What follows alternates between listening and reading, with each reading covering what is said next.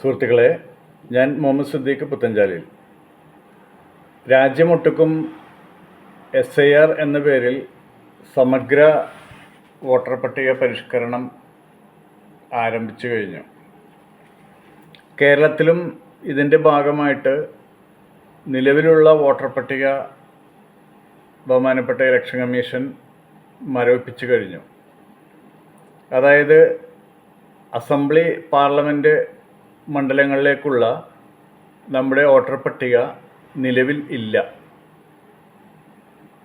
ഇനി ഇതിൻ്റെ പരിഷ്കരണവുമായി ബന്ധപ്പെട്ട നടപടികൾ ആരംഭിക്കാനിരിക്കുകയാണ്.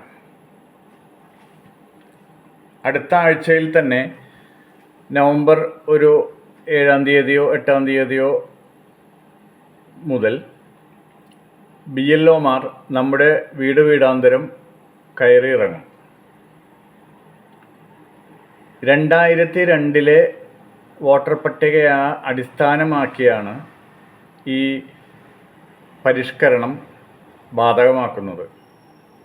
അതായത് 2002 നിലവിലുണ്ടായിരുന്ന വോട്ടർ പട്ടിക, അതിൽ പേരുള്ളവർക്ക് പുതിയതായി ഉണ്ടാക്കാൻ പോകുന്ന വോട്ടർ പട്ടികയിൽ പേര് ചേർക്കുന്നതിന് 2002 വോട്ടർ പട്ടികയിലെ നമ്മുടെ മണ്ഡലവും നമ്മുടെ ബൂത്തും അതിൻ്റെ ഭാഗവും ചേർക്കാൻ സൗകര്യമുണ്ടായിരിക്കുന്നതാണ്.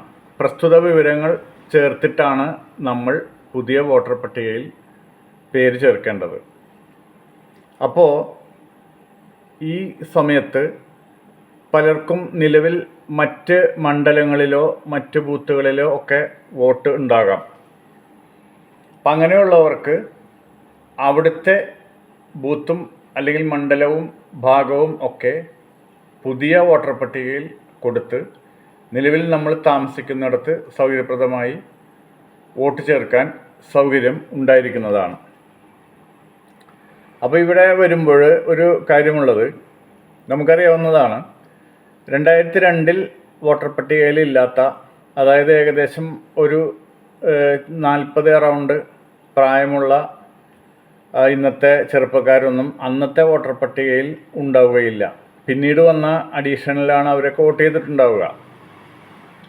അപ്പോൾ അവർക്ക് ചെയ്യാവുന്നത് അവരുടെ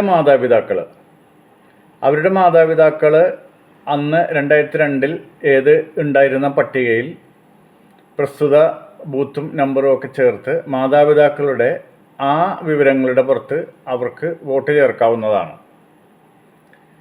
ഇത്തരം നടപടികൾ സാധ്യമാകാത്തവർ, അതായത് ഒരുപക്ഷെ അതിനുശേഷം ഇവിടെ വന്ന് താമസിച്ചവരോ 2002 ശേഷം പ്രത്യേക ഇവിടെ ബന്ധുക്കളോ അല്ലെങ്കിൽ കുടുംബാംഗങ്ങളോ ഇല്ലാത്തവരോ ഈ കേരളത്തിൽ വന്ന് താമസിച്ചിട്ടുള്ളവരോ ആയ ആളുകൾ സംബന്ധിച്ച് ജനനരേഖ തുടങ്ങിയ പല രേഖകളും, താമസരേഖ, ജനനരേഖ തുടങ്ങിയ പല രേഖകളും സമർപ്പിച്ചാൽ മാത്രമേ അടുത്ത ഘട്ടത്തിൽ, അതായത് ഇപ്പോൾ ഈ നിലവിലുള്ള ആളുകൾ ചേർത്ത് കഴിഞ്ഞാൽ പഴയ ബാക്ക്ഗ്രൗണ്ട് ഇല്ലാത്ത 2002 ഇവിടെ താമസമില്ലാത്ത ആളുകൾക്ക് താമസരേഖ, ജനനരേഖ മുതലായ രേഖകൾ സമർപ്പിച്ചെങ്കിൽ മാത്രമേ വോട്ടർ പട്ടികയിൽ പേര് ചേർക്കാൻ സാധിക്കുകയുള്ളൂ. അതിന് അടുത്ത ഘട്ടത്തിൽ അവർക്ക് സൗകര്യം നൽകുന്നതാണ്. രേഖകൾ സമർപ്പിക്കാൻ കഴിയാത്തവർ സ്വാഭാവികമായും വോട്ടർ പട്ടികയിൽ നിന്നും പുറത്താകും. ഈ ഉടനെ BLOമാർ സമീപിക്കുമ്പോൾ രേഖകൾ ആവശ്യപ്പെടാൻ സാധ്യതയില്ല. അവർ ഫോം വിതരണം ചെയ്യും.